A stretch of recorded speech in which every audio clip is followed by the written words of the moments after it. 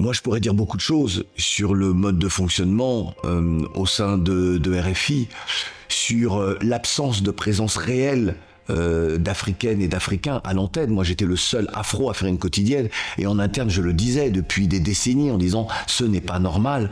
Si on s'adresse à l'Afrique, il faut qu'il y ait beaucoup d'Africains, au moins 50% d'Africains au quotidien sur l'antenne ». On pourrait ergoter, on pourrait analyser, on pourrait autopsier, mais je pense que là n'est plus la question. La vraie question, elle est, est-ce qu'aujourd'hui, les Africains, en Afrique, ont besoin encore du narratif médiatique français?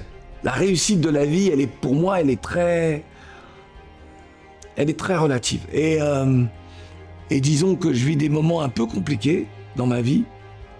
Et je vais essayer de garder toutes mes émotions et de ne pas les livrer là. Il y a des moments où les doutes sont très forts et on se dit combien de temps encore allons-nous pouvoir vivre avec autant de souffrance dans nos cœurs, dans nos tripes, dans notre ventre. Moi, je subis la souffrance physique, je la ressens vraiment. Et c'est pas facile d'avancer. Et pourtant, on essaie d'avancer, on essaie de se dire on va recommencer à aimer, on va aimer. Mais surtout, on va continuer à mener les combats, parce qu'on ne le fait pas pour nous. On sait qu'on appartient à une génération sacrifiée. Est-ce qu'au moment du grand bilan, on sera satisfait de ce que l'on aura accompli? Ou est-ce qu'on aura beaucoup de regrets? Au moment où je parle, je ne sais pas, mais le bilan a déjà commencé. Je regrette souvent que bon nombre et trop d'afros n'aient pas conscience des réalités de ce monde. Et qu'ils ne comprennent pas qu'il faut qu'il y ait une solidarité maximum entre nous.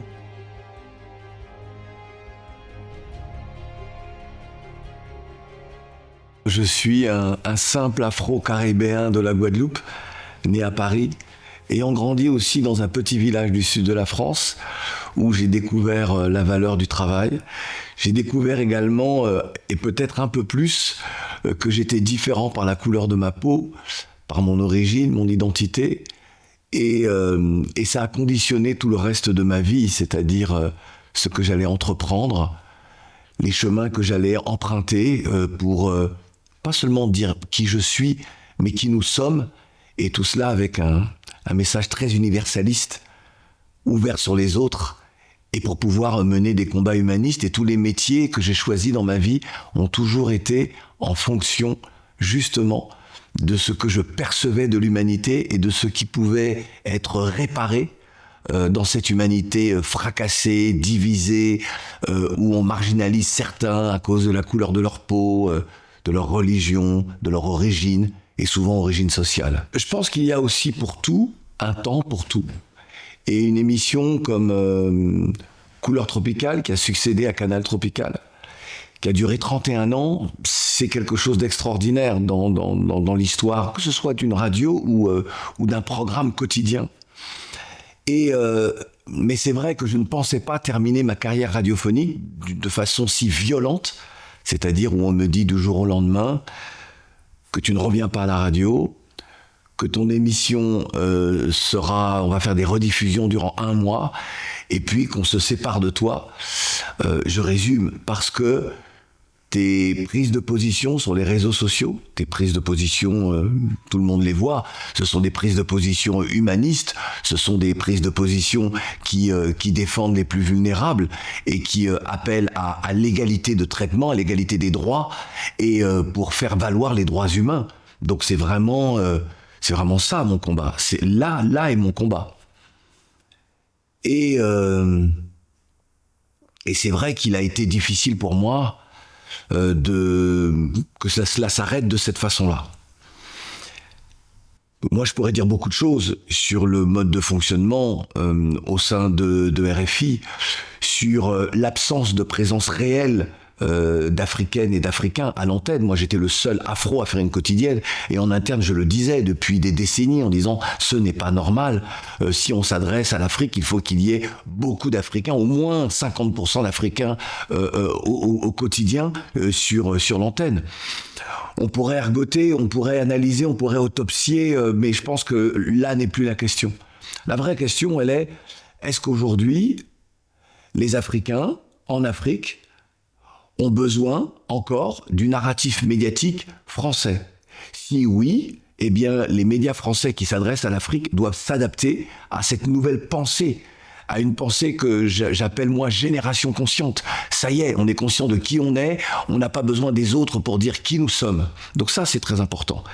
Si l'Afrique estime qu'elle n'a plus besoin de ce narratif-là, alors les autorités doivent prendre leurs responsabilités et peut-être demander également à avoir une fréquence en France.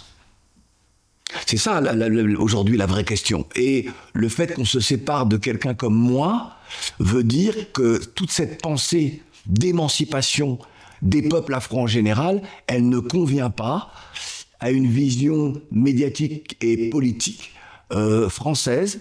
Et lorsque l'on est afro-français et que l'on a cette parole-là, on est éliminé.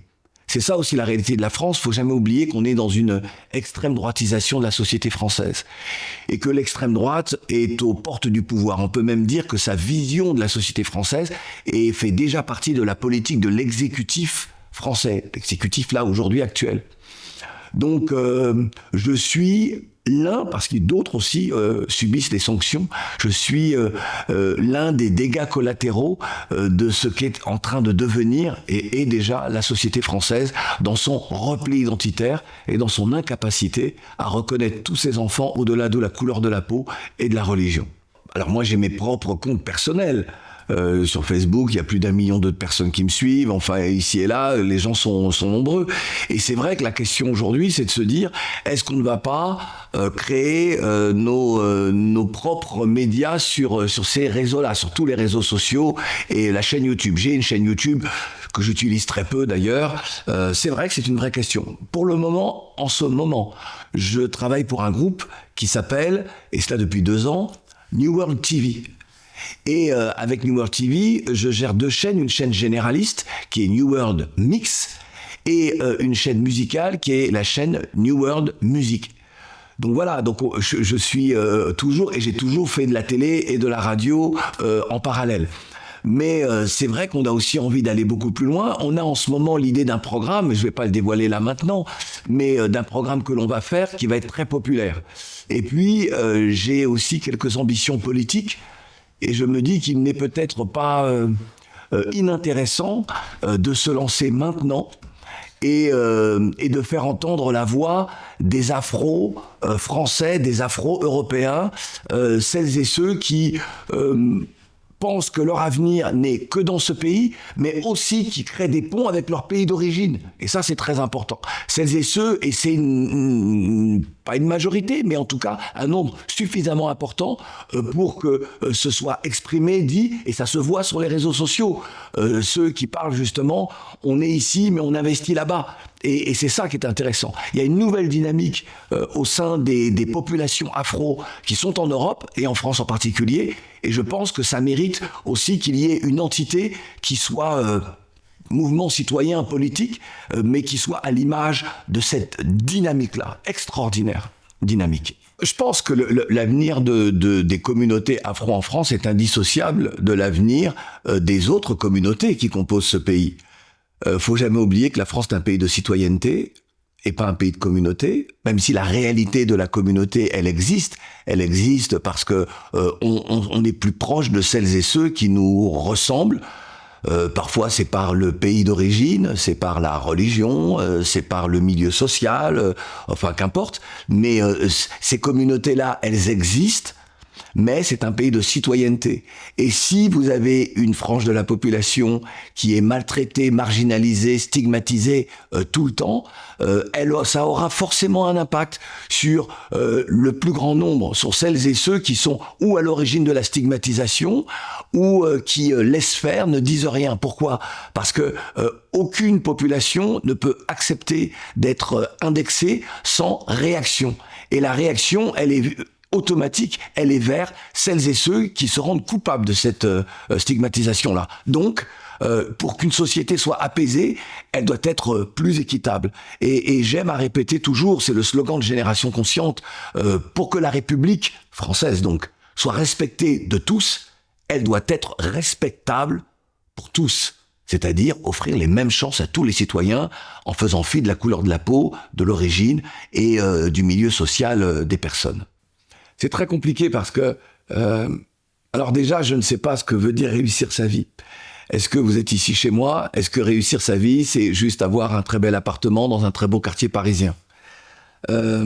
Lorsque j'ai décidé, j'étais très jeune, j'avais 18-20 ans, je savais exactement ce que je voulais faire. Et je savais que ce serait très compliqué d'avoir le soutien des miens. Pourquoi? Parce que il y a encore des résidus tellement forts de complexes, de peur d'être justement mis à l'écart par les puissants, par ceux qui décident, par les décideurs.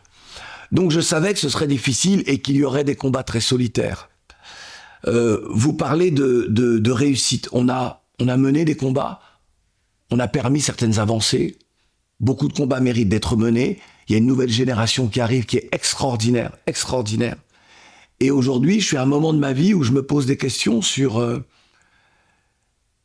ai-je réussi ce que j'ai entrepris? Et la réponse est je ne sais pas. Lorsque vous me dites mais vous ne vous rendez pas compte, vous êtes une légende, oui, lorsque je suis dans la rue, 3 afros sur 4 me saluent, me disent bonjour, me disent bravo, me disent on est avec vous. Ça me touche beaucoup. Et c'est ça mon énergie, en réalité. Maintenant, est-ce qu'en tant qu'homme, j'ai réussi ma vie? C'est très compliqué parce que je suis un être extrêmement sensible. Sensible, j'ai besoin d'amour, j'ai besoin de donner de l'amour, j'ai besoin de recevoir de l'amour, j'ai besoin d'avoir ça autour de moi pour continuer à exister. Et je fais partie de ces hommes qui n'ont pas toujours été comme on devrait être, par exemple, avec des femmes. Et de ces hommes qui ont aussi subi l'extrême violence de femmes. Une en particulier. Mais c'est la vie. Et parfois, ce que l'on commet, eh bien, on finit un jour par le payer. Alors peut-être que je paye... j'ai payé un jour ce que j'ai commis il y a longtemps. Bon. Ce que je veux dire par là, c'est que nos populations, elles ont besoin aussi de se guérir des traumatismes du passé. Des traumatismes que nous promenons, que nous avons en nous, qui viennent de nos parents, de nos arrière-parents, de nos ancêtres également. Lorsqu'on est comme moi un Africain de la Caraïbe, un Guadeloupéen, les traumas sont terribles. C'est l'esclavage. C'est les divisions entre les individus, qu'ils soient clairs de peau ou plus foncés de peau. C'est tout ce que l'on a dit de négatif de nous, et on se pense négatif, et on ne veut qu'une chose, c'est espérer avoir de la valeur, pas dans le regard de tout le monde, mais dans le regard du blanc. Qu'ils disent que ce que nous faisons, c'est très bien. Pour nous, c'est plus valorisant que d'entendre quelqu'un qui est de la même condition que nous, sociale, ou qui est de la même ethnie que nous, ou du même pays, qui a la même histoire. Et ça, ce sont des traumas qui se promènent, que les gens n'expliquent pas souvent. Et moi, j'étais conscient de cela très tôt. Et c'est pour cela que lorsque parfois, des afro-africains ou afro-caribéens ou afro-européens peuvent m'attaquer sur les réseaux sociaux, c'est pour ça que je réagis peu et je comprends leur réaction. Parce que je sais ce qu'il y a en eux, que moi j'ai réussi à guérir il y a très longtemps, en étant très jeune, et que je lis, que je comprends chez des adultes qui m'attaquent ou qui ne soutiennent pas, qui ne comprennent pas que les combats, les sacrifices de beaucoup sont des sacrifices pour eux-mêmes et surtout pour leurs enfants et tous nos enfants. Et ça, c'est pour cela que la réussite de la vie, elle est, pour moi, elle est très relative. Et disons que je vis des moments un peu compliqués dans ma vie. Et je vais essayer de garder toutes mes émotions et de ne pas les livrer là. Ce serait pas très digne, mais il y a des moments où les doutes sont très forts et on se dit combien de temps encore allons-nous pouvoir vivre avec autant de souffrance dans nos cœurs, dans nos tripes, dans notre ventre. Moi, je subis la souffrance physique, je la ressens vraiment, et c'est pas facile d'avancer. Et pourtant, on essaie d'avancer, on essaie de se dire on va recommencer à aimer, on va aimer, mais surtout on va continuer à mener les combats, parce qu'on ne le fait pas pour nous. On sait qu'on appartient à une génération sacrifiée. Est-ce qu'au moment du grand bilan, on sera satisfait de ce que l'on aura accompli, ou est-ce qu'on aura beaucoup de regrets? Au moment où je parle, je ne sais pas, mais le bilan a déjà commencé. Mais le congrès de 1956, avec les intellectuels et les artistes noirs, est un moment extraordinaire. Même le professeur Dubois, afro-américain, était là. Et il y avait effectivement des musiciens, des plasticiens, des écrivains, des penseurs, et des gens qui ont tracé une voie pour celles et ceux qui avaient besoin de se réparer et de prendre confiance, d'avoir confiance en eux pour pouvoir exister dans un monde qu'ils n'ont pas construit et souvent dans un monde qu'ils subissent. C'est la civilisation occidentale. Et donc, je regrette souvent que bon nombre et trop d'afros n'aient pas conscience des réalités de ce monde et qu'ils ne comprennent pas qu'il faut qu'il y ait une solidarité maximum entre nous. Par exemple, moi j'ai un principe. Je n'attaque jamais, alors j'attaque peu de gens, mais je n'attaque jamais des femmes et des hommes engagés dans ce panafricanisme qui est constructif, qui doit nous construire. Je ne les attaque jamais, même lorsque je ne suis pas d'accord avec une démarche. Si je ne suis pas d'accord, je me tais. Si je suis d'accord, je soutiens. Et ça, c'est quelque chose que beaucoup de panafricanistes n'ont pas. J'ai le sentiment qu'on est dans un combat d'ego et qu'on en oublie les raisons mêmes pour lesquelles on s'est engagé. Alors que je reconnais aux femmes et aux hommes qui sont sur le terrain une sincérité dans le combat. Mais, et cela, ça vient aussi des traumas, on a parfois aussi besoin d'être en rivalité les uns contre les autres. Et je trouve ça dommage. J'adore la chanson de Tiken Jah Fakoly. Quand nous serons unis, ça va faire mal. Quand nous serons unis, ça va faire mal. Alors, il disait comme les États-Unis, mais je n'aime pas le mal que font les États-Unis au reste de la planète et vraiment à l'humanité tout entière. C'est pour moi le pays le plus barbare avec Israël, les deux pays les plus barbares de la planète. Je referme cette parenthèse-là. La Russie, parfois, n'est pas très loin. La question, c'est toujours qui sommes-nous ?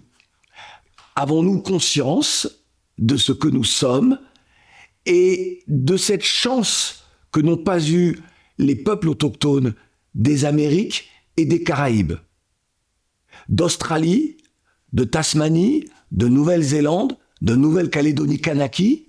Ce sont des peuples à qui on a pris la terre. En Tasmanie, ils les ont exterminés et les survivants ont été déportés en Australie. Les aborigènes, comme on les appelle, ne récupéreront jamais leur terre ancestrale. Les peuples d'Amérique du Nord et d'Amérique du Sud ne récupéreront jamais leur terre ancestrale. Ceux des Caraïbes ont été exterminés par les Européens pour y déporter des Africains pour y être esclaves. C'est-à-dire que quand on voit aussi des migrants, ce dont on parle dans les actualités américaines, quand on voit les visages de ces migrants-là, ce sont les autochtones de ce continent que les descendants des colons empêchent de circuler. Nous, en Afrique, nous avons encore la chance d'avoir conservé notre territoire. Essayons d'imaginer si nous avions subi ce qu'ont subi les aborigènes et tous les peuples autochtones des Amériques et des Caraïbes. C'est-à-dire que sur notre terre, nous devenions minoritaires et que les autres développent, exploitent et nous empêchent de circuler comme nous le souhaitons sur notre continent. Essayons d'imaginer ça. Donc, nous n'avons pas conscience de cette petite chance qu'il nous reste et conscience de nous-mêmes parce qu'il y a, ce que je disais, ce complexe. Donc oui, ce sont les traumas qui nous empêchent de se dire maintenant ça suffit, on va véritablement se libérer. Pour moi, l'émancipation, elle n'est pas que dans l'économie. L'émancipation, elle doit commencer par là, par notre tête, ce qu'il y a dans notre cerveau. Elle commence par l'éducation.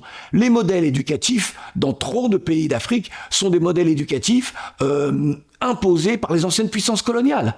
Et donc, vous créez des imaginaires qui ne sont pas les bons pour une émancipation réelle. Ça, c'est, pour moi, la base.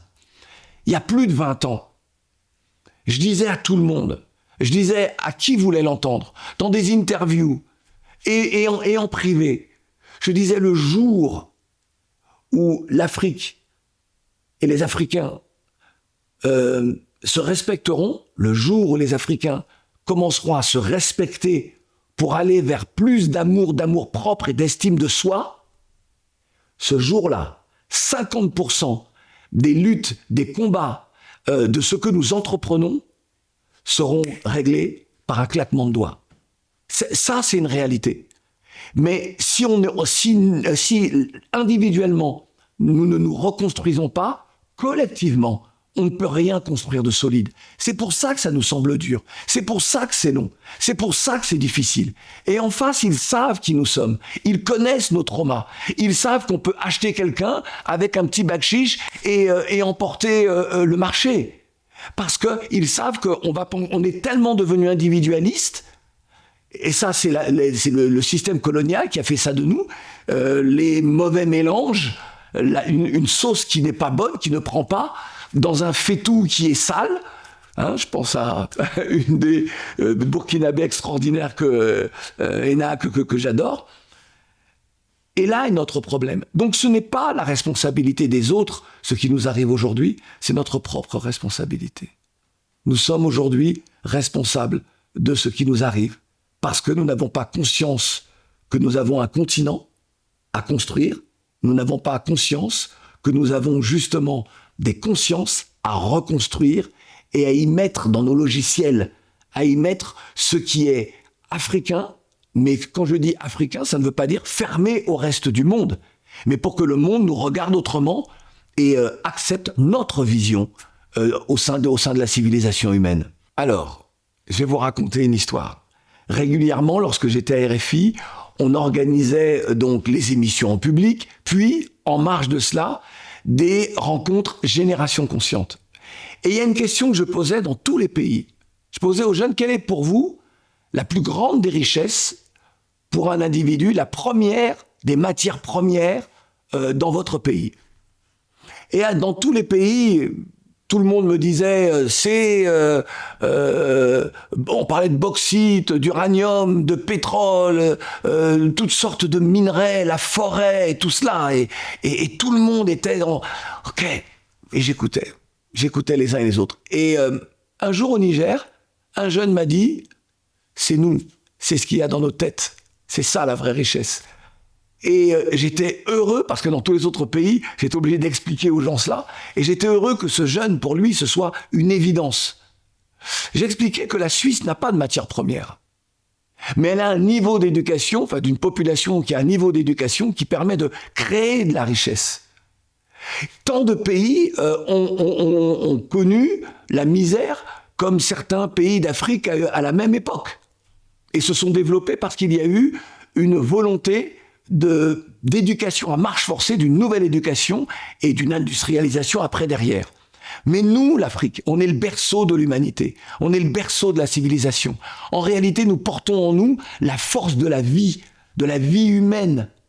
Et donc, quand nous parlons aussi d'entreprendre, lorsque nous parlons de développement, lorsque nous parlons d'industrialisation, on doit faire très attention à ce que ce ne soit pas un modèle et des modèles calqués sur ce qu'ont fait les Européens et les Occidentaux.